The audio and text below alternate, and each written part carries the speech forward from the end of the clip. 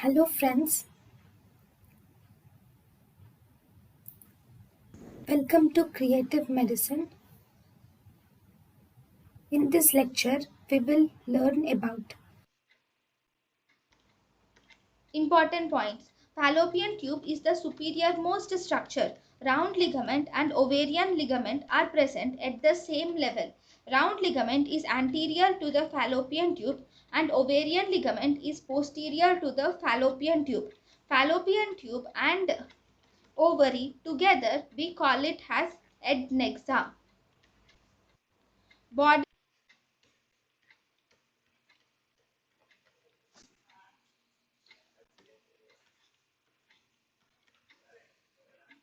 Fallopian tube is a superior structure, and round ligament and ovarian ligament are at the same level, but round ligament is anterior to the fallopian tube, whereas ovarian ligament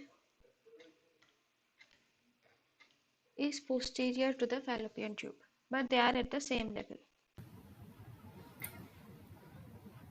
thank you and thank you for watching.